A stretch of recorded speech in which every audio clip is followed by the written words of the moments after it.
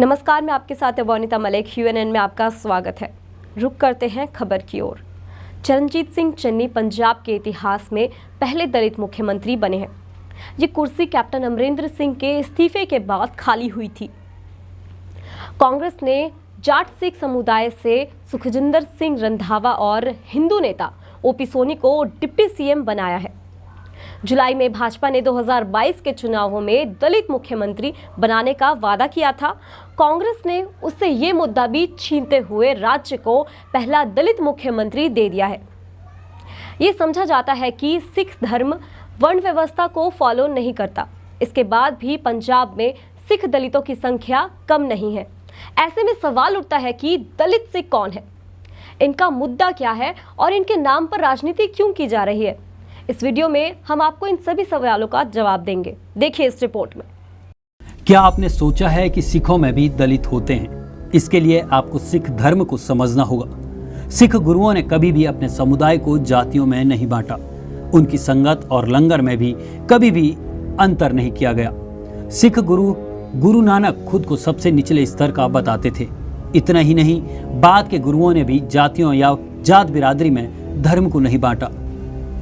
20वीं शताब्दी में दलितों ने सिख धर्म अपनाना शुरू किया था। वे सामाजिक स्तर पर अपना रुतबा बढ़ाना चाहते थे, पर ऐसा हुआ नहीं। धर्म तो सबको बराबरी से देखता है, पर सामाजिक ताने बाने में अब भी अंतर बना हुआ है। ब्रिटिश काल में सरकार ने गोल्डन टेम्पल और अकाल तख्त का प्रबंधन हाथ में ले लिया था।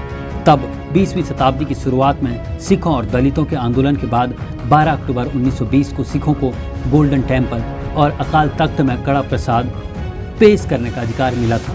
पिछले साल अक्टूबर में इसकी 100वीं वर्षगांठ मनाई गई। क्या आप जानते हैं कि सिखों में दलितों को रिजर्वेशन मिलता है या नहीं? तो इसका जवाब है हाँ। सिख लेखक और पूर्व IAS ऑफिसर गुरतेज सिंह की माने तो सिख धर्म में जातिगत भेदभाव है ही नहीं। सिख नेता मास्टर तारा सिंह ने बहुत कोशिशें कर उन जातियों को अनुसूचित जाति की सूची में शामिल करवाया जो निम्न जातियों से सिख बने थे। वे धार्मिक और सांस्कृतिक रूप से पिछड़े थे। उन्हें आगे बढ़ने के लिए रिजर्वेशन की जरूरत थी। हिंदुओं की निचली जातियों से सिख धर्म में आने वाले लोगों ने शुरुआत में रिजर्वेशन की पेशकश ठुकरा दी थी। संविधान सभा में अकाली दल के सिख प्रतिनिधियों ने इसके लिए दबाव डाला था। उस समय गृह मंत्री सरदार पटेल भी संविधान सभा में इसके विरोध में थे। मास्टर तारा सिंह ने दलितों के मुद्दे को जोर शोर से उठाया था। तारा सिंह ने 4 अप्रैल 1953 को राष्ट्रपति को पत्र लिखा था। उन्होंने तो दिल्ली में आंदोलन शुरू करने की धमकी भी दी थी। 1 अक्टूबर 1953 को वे आनंदपुर साहिब में एक जत्था लेकर निकले भी थे। वे और अन्य सिख एक्टिविस्ट रास्ते में थे। तब प्रधानमंत्री जवाहरलाल नेहरू ने हस्तक्षेप किया और मजहबी, रामदासी, कबीरपंथी और सीकलीगर को आरक्षण की अनुसूचित जाति में शामिल किया। अब हम आपको बताएंगे कि पंजाब में दलितों की स्थिति क्या है। वैसे तो पूर्व पंजाब आज़ादी के पहले से ही एक सिख बहुसंख्यक राज्य है। 1966 में इसके पुनर्गठन के बाद हिंदी बोलने वाले इलाकों को अलग कर हरियाणा बनाया गया और पहाड़ी इलाकों को हिमाचल प्रदेश में रखा गया। पंजाब की बात करें तो यहाँ की 63% आबादी सिख है। गांव में तो यह संख्या और भी अधिक है, यानी करीब 72%। राज्य में 1991 में दलित आबादी 28.3% थी, जो 2001 में 30% और 2011 में बढ़कर 32% हो गई। इसमें भी 80% आबादी गांव में रहती है। इस वजह से पंजाब के गांवों में सिख और दलित बराबरी से हैं। इस वजह से पंजाब में दलित वोटों पर सबकी नज़र है। हर पार्टी दलित वोटरों को अपना वोट बैंक बनाना चाहती है। मजहबी सिख जाति व्यवस्था में सबसे निचले तबके से आते हैं। वे अतिशूद्र वाल्मीकि जाति से आते हैं। सिख दलितों में उनकी हिस्सेदारी सबसे अधिक है। 2011 की जनगणना के आंकड़ों के अनुसार इनकी संख्या 25.62 लाख है। 2.07 लाख लोग ऐसे हैं जो खुद को वाल्मीकि कहते हैं और खुद की पहचान सिख के तौर पर करते हैं। 1/3 दलित आबादी मजहबी सिखों की है। यह पंजाब के मालवा और माझा में कृषि अर्थव्यवस्था से जुड़ी हुई है। इनमें अधिकांश खेती और मजदूरी करते हैं और जमीन मालिक अगड़ी जातियों पर निर्भर रहते हैं। दोआबा क्षेत्र में पंजाबी दलितों की आबादी 40% के कम है। इनमें मजहबी के अलावा अधधार्मी, रामदासिया सिख और रविदासिया सिख शामिल हैं। पंजाब सरकार ने 39 जातियों को राज्य में अनुसूचित जाति की सूची में शामिल किया है। शहरी इलाकों में वाल्मीकि सबसे अधिक है। यह दलितों के पारंपरिक कामकाज यानी नगर निगम में साफ सफाई से जुड़े हैं। ये भी गरीबी और कमजोर सामाजिक परिस्थितियों का सामना कर रहे हैं। मालवा और माझा के ग्रामीण इलाकों के मुकाबले इन इलाकों के दलित ने शिक्षा और पलायन की वजह से बड़ी तरक्की की है। पंजाब देश के उन राज्यों में है जहां सबसे ज्यादा दलित रहते हैं।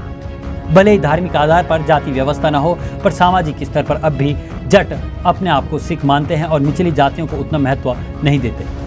गाँव में रहने वाले जटों और अन्य तबकों में संघर्ष बढ़ा है। पिछले 3 दशक में 100 से अधिक घटनाएं हुई है जहां सिखों के अंदर आने वाली अलग अलग जातियों में वर्ग संघर्ष देखने को मिला है। ज्यादातर बड़े गुरुद्वारों में भेदभाव का आरोप लगाकर मजहबी और रामदासी समुदायों ने अपने अलग गुरुद्वारे भी बनाए हैं। सामाजिक स्तर पर काम करने वाले एकेडमिशियन हरीश के पुरी ने 2004 में पंजाब पर एक केस स्टडी तैयार की थी जो कई विश्वविद्यालयों के कोर्स में शामिल है। यह कहती है कि 1990 के बाद वर्ग संघर्ष बढ़ा है। इसका लाभ स्थानीय स्तर पर राजनीतिक दल उठाते रहे हैं। पंजाब के साथ साथ हरियाणा में भी कई दलित डेरे हैं जो दलित सिखों के हितों को आगे रखते हैं। पंजाब में 6 महीने बाद विधानसभा चुनाव होने वाले हैं।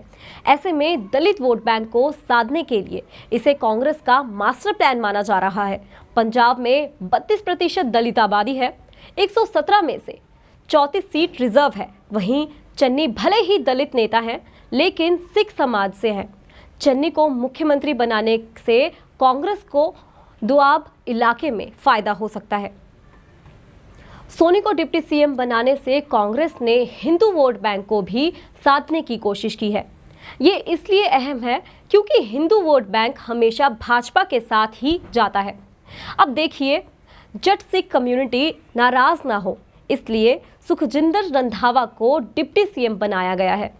अब तक यही कम्युनिटी पंजाब को सीएम चेहरा देती आई है। ये वोट बैंक अकाली दल का माना जा रहा है।